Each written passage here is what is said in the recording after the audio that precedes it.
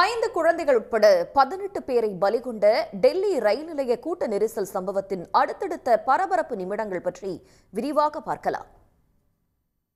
கும்பமேளாவுக்கு செல்வதற்காக பிப்ரவரி 15ஆம் தேதி சனிக்கிழமை இரவு 9 மணியளவில் ஏராளமானோர் டெல்லி ரயில் நிலையத்தில் குவிந்தனர்.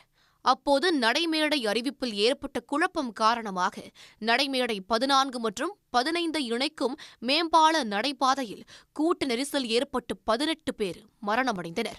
மேம்பால நடைபாதையில் இறங்கிக் கொண்டிருந்த பயணிகள் சிலர் கால் இடறி கீழே விழுந்ததால் நெரிசல் ஏற்பட்டதாகவும், இதன் காரணமாக ஒருவர் மீது ஒருவர் விழுந்து மூச்சு திணறலுக்கு ஆளானதாகவும் வடக்கு ரயில்வே தெரிவித்துள்ளது. அத்துடன் ரயில்கள் தாமதமாக புறப்பட்டுச் சென்றதும் நெரிசல் ஏற்பட மற்றொரு காரணமாக கூறப்படுகிறது.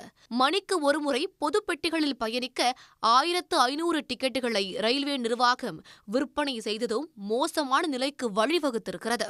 டெல்லி காவல்துறை நடத்திய முதற்கட்ட விசாரணையில் நடைமேடை அறிவிப்பால் பயணிகள் குழப்பம் அடைந்தது தெரியவந்துள்ளது.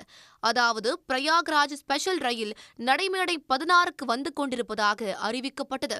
ஏற்கனவே பிரயாக்ராஜ் எக்ஸ்பிரஸ் ரயில் நடைமேடை 14இல் வந்து நின்ற நிலையில் அதை நோக்கி சென்று கொண்டிருந்த பயணிகள் பலரும் அறிவிப்பை கவனித்து நடைமேடை 16ஐ நோக்கி திரும்பியுள்ளனர். இதுவே கூட்ட நெரிசலுக்கு வித்திட்டது என போலீசார் கூறுகின்றனர். நடைமேடை 12, 14 மற்றும் 15களில் கூட்ட நெரிசலில் சிக்கி பலர் மூச்சு திணறி மயங்கியதாக சம்பவத்தை நேரில் பார்த்தவர்கள் தெரிவித்துள்ளனர். நெரிசலில் சிக்கியவர்களை மீட்டு வெளியேற்றுவதிலும் கடும் சிரமம் ஏற்பட்டதாகவும், உயிரிழந்தவர்களின் உடல்கள் தள்ளுவண்டியில் வைத்து எடுத்துச் செல்லப்பட்டதாகவும் ரயில் நிலைய வியாபாரிகள் மற்றும் சுமை தூக்கும் தொழிலாளர்கள் தெரிவித்திருக்கின்றனர். உடனுக்குடன் செய்திகளை தெரிந்து கொள்ள சன் நியூஸ் பெல் ஐகானை கிளிக் பண்ணுங்க.